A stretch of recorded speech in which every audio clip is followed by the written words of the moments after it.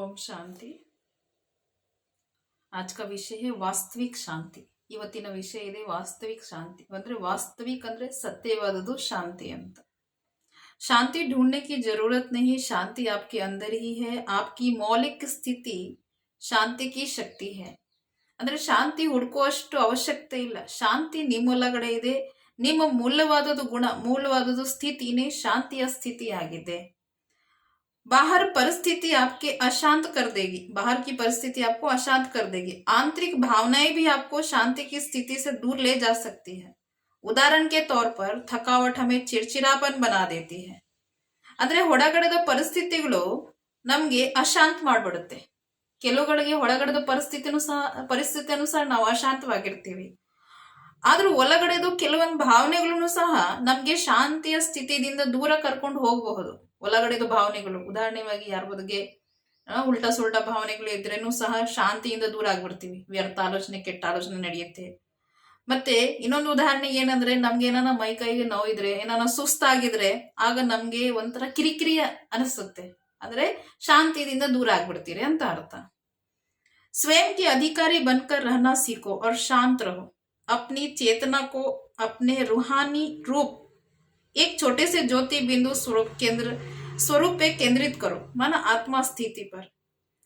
आपके मस्तक के बीच में स्थित है वो आत्मा, आपके शरीर के मस्तक के बीच में अंदर में है। उस वस्तु को अनुभव करो। स्वयं को अपने शरीर का वाहन समझकर चलना सीखो, वाहन समझकर करना सीखो। माना इस शरीर को एक रीति से इंस्ट्रूमेंट, माना औजार समझकर करना सीख लो। ಇದರ ಬಗ್ಗೆ ಹೇಳ್ತಿರೋದು ಏನಂದ್ರೆ, ತನಗೆ ತಾನೇ ಅಧಿಕಾರಿ ಅಂತ ತಿಳ್ಕೊಂಡು ಇರೋದು ಕಲೀರಿ, ಆಗ ನೀವು ಶಾಂತವಾಗಿ ಇರಬಹುದು। ಅಧಿಕಾರಿ ಅಂದ್ರೆ ಏನರ್ಥ? ಇದರದ ಅರ್ಥ ಆಗಿದೆ, ನಮ್ಗೆ ನಾವು ಚೇತನ್ ಆತ್ಮಿಕ ರೂಪ, ನಾವು ಒಂದು ಅತಿ ಸೂಕ್ಷ್ಮ ಜ್ಯೋತಿ ಬಿಂದು ಸ್ವರೂಪ ಮೇಲೆ ನಾವು ಏಕಾಗ್ರ ಮಾಡ್ಕೋಬೇಕು। ನಿಮ್ಮ ಹಣೆ ಮಧ್ಯದಲ್ಲಿ ಸ್ಥಿತರಾಗಿರೋದು ಒಂದು ವಸ್ತು ಇದೆ, ಅದು ಹೊಡಿತಾ ಇರುವಂತ ನಕ್ಷತ್ರ, ನೀವು ನಿಮ್ಮ ಶರೀರದ ಒಳಗಡೆ ಇರೋದು, ಆ ವಸ್ತುದು ಅನುಭವ ಮಾಡಿ ಅಂತ ಹೇಳ್ತಿರೋದು। ಮತ್ತೆ ನಿಮಗೆ ನೀವು ನಾನು ಆತ್ಮ ಆಗಿದ್ದೇನೆ, ಹಣೆ ಮಧ್ಯದಲ್ಲಿ ಹೊಳಿತಾ ಇರುವಂತ ಒಂದು ಶಕ್ತಿ ಆಗಿದ್ದೇನೆ, ಇದರ ಬಗ್ಗೆ ಅಂತೂ ಏಕಾಗ್ರವಾಗಬೇಕು। ಜೊತೆಲಿ ನಮಗೆ ನಾವು ಏನ್ ತಿಳ್ಕೋಬೇಕು, ನಾನು ಈ ಶರೀರಕ್ಕೆ ನಡೆಸ್ತಕ್ಕಂತಹ ಶಕ್ತಿ, ಈ ಶರೀರಕ್ಕೆ ನಡೆಸೋರು, ಈ ಶರೀರ ಬೇರೆ ಆಗಿದೆ, ನನ್ನ ಆತ್ಮ ಬೇರೆ ಆಗಿದ್ದೇನೆ, ಇದನ್ನ ಅಭ್ಯಾಸ ಮಾಡೋದು ಕಲೀರಿ।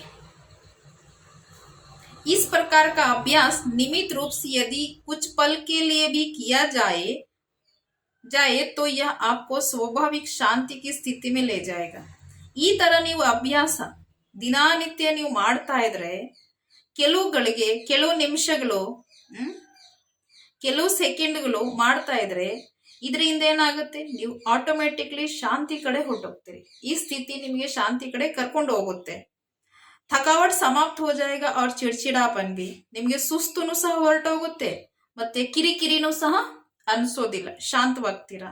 आपके सब कार्य प्रेम पूर्ण होंगे, स्वयं के प्रति भी अन्य अर्थात दूसरों के प्रति भी स्नेह से भर जाएंगे। ನಿಮ್ಮ ಎಲ್ಲಾ ಕಾರ್ಯಗಳು ಅರ್ಥಾತ್ ಕೆಲಸಗಳು ಪ್ರೇಮ ಪೂರ್ಣವಾಗಿ, ಈಸಿಯಾಗಿ, ಖುಷಿಯಾಗಿ ಆಗ್ತಾ ಇರುತ್ತೆ, ಮತ್ತು ನಿಮ್ ಪ್ರತಿ ಮತ್ತು ಅನ್ಯರ ಪ್ರತಿನೂ ಸಹ ನೀವು ಖುಷಿಯಾಗಿರ್ತೀರ, ಪ್ರೀತಿಯಿಂದ ಸ್ನೇಹದಿಂದ ವ್ಯವಹಾರ ಮಾಡ್ತಾ ಹೋಗ್ತೀರ।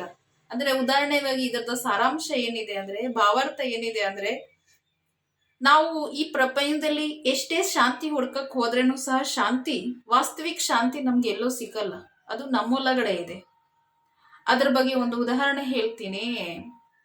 ಬಾಬಾ ಮಹಾವಾಕ್ಯಗಳಲ್ಲಿ ಹೇಳ್ತಾ ಇರ್ತಾರೆ, ಒಬ್ಬ ರಾಣಿ ಸರ ಕಳೆದೋಗಿತ್ತಂತೆ ಅಂತ।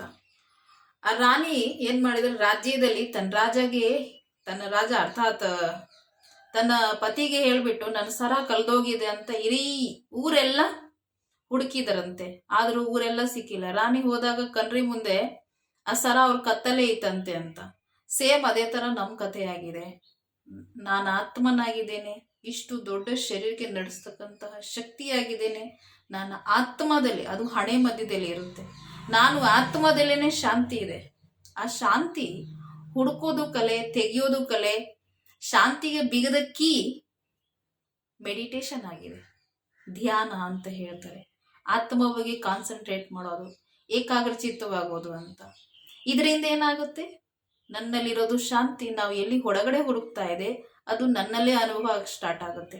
ಮತ್ತೆ ಯಾವುದೇ ಇಮೋಷನ್ ಇರಲಿ, ಯಾವುದೇ ಪರಿಸ್ಥಿತಿಗಳೇ ಇರಲಿ, ಯಾವುದೇ ಸುಸ್ತಿರಲಿ, ನಮಗೆ ನನ್ನ ಶಾಂತಿದಿಂದ ದೂರ ಮಾಡೋಕ್ಕಾಗಲ್ಲ. ಅದು ನಮ್ಮ ಮೂಲ ಗುಣ, ಸ್ವಸ್ವರೂಪ ಆಗುತ್ತೆ.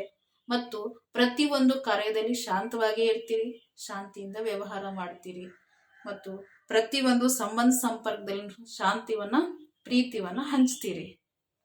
ಓಂ ಶಾಂತಿ.